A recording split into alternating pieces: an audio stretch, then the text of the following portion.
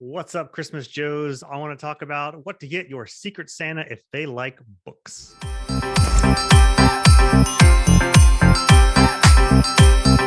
how's it going? If you were a Scrooge McDuck Hate, hate, hate, hate, hate, hate, double hate, and did not like to celebrate Christmas until after Thanksgiving, then hey, that's all on you. Where's your Christmas spirit? Cool, but it's been Christmas season since November 1st for me, and welcome to the party, I guess.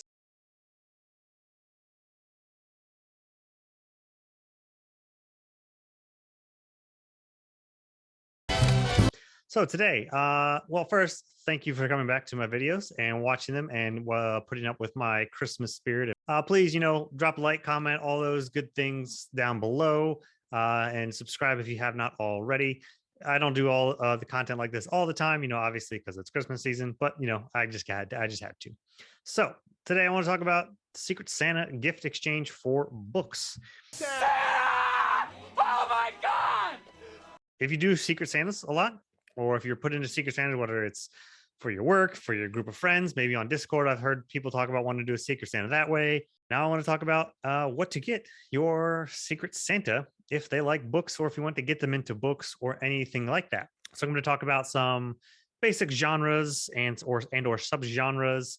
A part of these, if they are into those types of things, and that these are just my recommendations of what to give them.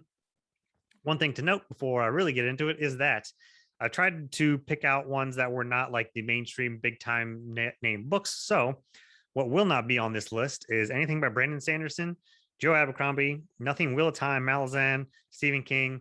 If it has a film or show or any kind of adaptation, those aren't going to be recommended on here, and no Robin Hobb. So those I feel like are the big named books or well-known things that you don't need me to tell you to get people those things if they haven't already read them, and or if they like books, they might have already read those anyway.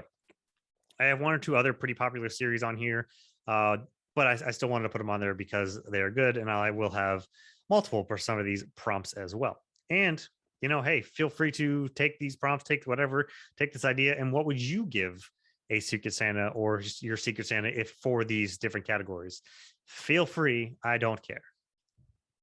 So starting off, action. If you have action fans, if you have somebody that likes action movies, high paced, whether it's action films or even books, high paced, they need to keep their attention, go, then I would recommend Rage of Dragons 100%.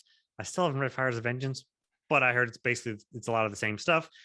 A lot of combat, a lot of military tactics and all of these things. So that will keep their attention. And then if they have a little bit more of attention span, if they want more of a series, something a little bit longer, Faithful and the Fallen, those are very high paced. I mean, most after you get to the first half of Faithful and the Fallen, it really does not stop until the end of the series. So 100%, but obviously I talk about that one all the time. Rage of Dragons, I would definitely highly recommend for people. And I think I might even get it for somebody this year or another year.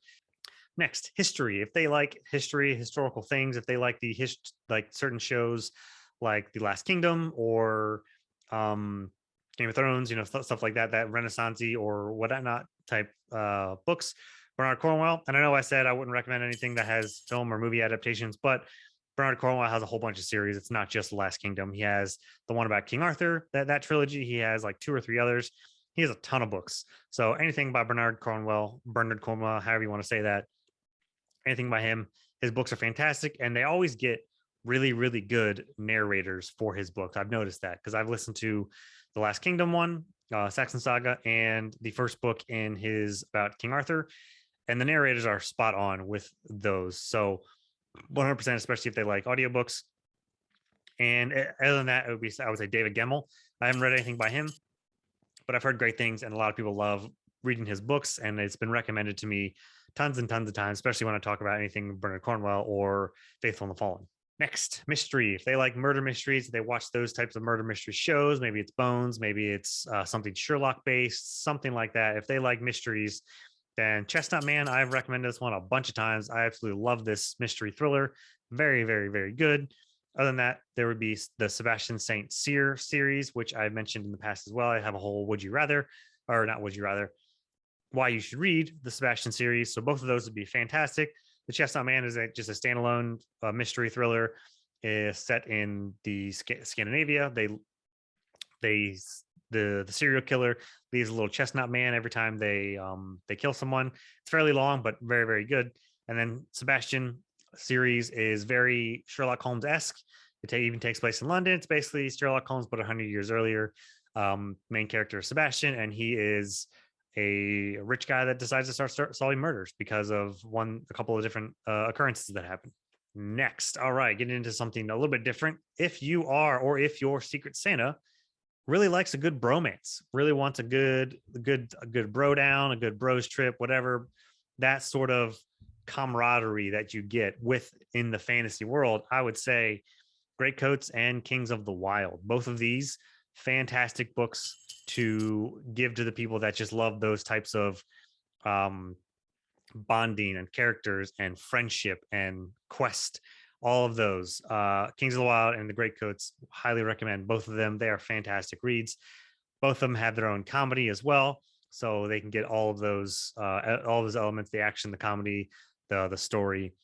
Definitely check those out. Next one, Slow Burn. If somebody that you have likes to either take their time with books, get really invested into a book or a story or a series, they like to have the payoff at the end. You know that they just want to hunker down and read for a while. They don't need to be constantly hit with action or mystery or anything like that. I would do, for the younger audience, I'd say The Queen's Thief is very, very good, very, very smart plots. There are 6 books of those as well, but they're fairly short. And then Ash and Sand, one of my favorite series from this year. Ash and Sand trilogy is fantastic. The entire series is so smartly written that from start to finish, you could tell that he wrote everything with intention.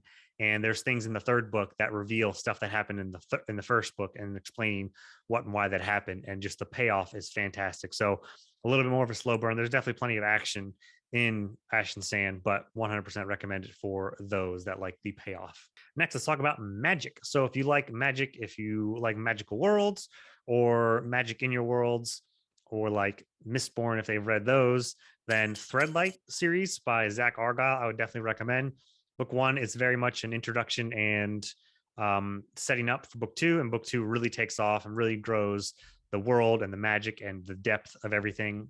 Book 3 is set to come out next year as well, so they can really just get their toes wet into it, feet wet, whatever. They can really just get into the series. Very awesome, and they're on Kindle Unlimited. Next one, they're kind of related. They coincidentally take place in New York, so it's like real place, real magic that's taking place in the like underground of New York. And one of them is The Last Magician, and then The Unkindness of Magicians. Unkindness of Magicians is a standalone, very short, very good fantasy or magic book. And then The Last Magician also is very, very good. It's fairly long. It's like 500 pages. It's technically a series. There's a trilogy, but book 2 is not very good at all. So, but you can still read just The Last Magician and be okay. Yes, there's might be a little bit of a cliffhanger at the end, but it's mostly wrapped up. So you just take it for what it is. Book 1, Last Magician, is fantastic, very, very good. And then the ball just kind of drops off from there. But it's one of those where you're in the real world, you're in New York, and you're surrounded by magic, and this secret magic society is very fun to read sometimes. All right, next are fairy tale lovers. And Christmas season can be very fairy tale esque. Anyway, for the fairy tale recommendations, I would start with Hunted, which is just a standalone Beauty and the Beast retelling, but it's a little bit darker. It's very, very good. There's tons of Beauty and Beast retellings out there. I haven't read them all. My wife's read more because that's like her favorite Disney movie. But Hunted is very good. It has its own little twist to it. It's fairly short as well. I recommend that one. And one that I really, really enjoyed was the Lunar Chronicles. It starts, book 1 is Cinder. This is a quartet 4-book series, and it mixes all of the main like fairy tale princesses in a sci-fi world in the future, which is just awesome. So like, if my wife loves the fairy tales and I like sci-fi, they basically meld them together, and there was something for both of us to like. And it's really, really cool how they made each of the princesses their own unique way, like sticking somewhat true to their material, but in a sci-fi type setting. Like the main girl is Cinderella. I forgot. I think they just call her Cinderella. I don't know if her name's actually Cinderella, but instead of a glass slipper that she loses, she actually has a prosthetic foot. So something very different. It's very, very cool. So I definitely recommend that series. Next, for the space people, the space cadets, space nerds, people that just like space and sci-fi. 100% Red Rising. This is one of the popular series that I mentioned, but surprisingly, not that many people have read it. I read it earlier this year, and then I recommended it to a few friends and some people that are part of the website that I work for and stuff, and they have all absolutely loved it. So Red Rising, I have to put it out there because apparently a lot of people have not read it or heard of it. It is so good. It is a trilogy. Well, it's going to be 6 books all in total, but I would just start with the first trilogy. It is very, very, very good, especially if you liked. The first one is similar-ish to Hunger Games, as there's like these war games happening, and then it gets much more space and sci-fi after the book 1. And then other than that, Escape Reality is a sci-fi book with aliens on an off world. There's space stuff. There's genetic manipulation. There's cyborgs. All of these things. And I reviewed this one earlier this year, which you can check out as well. It is also on Kindle Unlimited. So 100% check that one out. I really think that series is going to have potential for something really, really good. Next, I couldn't think of a really good category for this one. So I'm just going to say general fantasy, or anybody that likes Lord of the Rings or that typical type fantasy, RPGs, medieval type worlds, mystery, adventure, all these things. Just Riyria. Just get somebody into the Riyria series. If they like books or like any kind of fantasy, just give them Riyria Revelations. That's where you should start. Give them the Theft of Swords, or that whole. Usually you can buy the box set trilogy for like $25. There you go. Maybe it's so good. Everybody who picks them up loves them so much. They're easy to just pick up and quick to read through, and then you just go and go read something else and come back to them, or just blow right through them.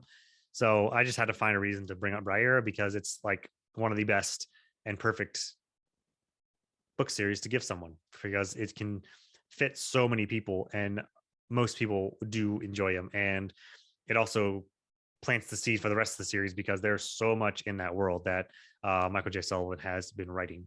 So that's my Secret Santa exchange video. Those are my quick recommendations into types of people, what they like. If you want to get them something, get them a book, maybe even a book and something else.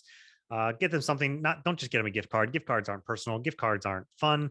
We have a rule in my family where we're not allowed to give gift cards at all, ever. So we have to actually like think of something to get someone. Take with these. And if you have any other suggestions of whether it's a category or any of these categories, if you have books to suggest in those categories, put them in the comments, because what if somebody's already read those books and they still need some recommendations for that?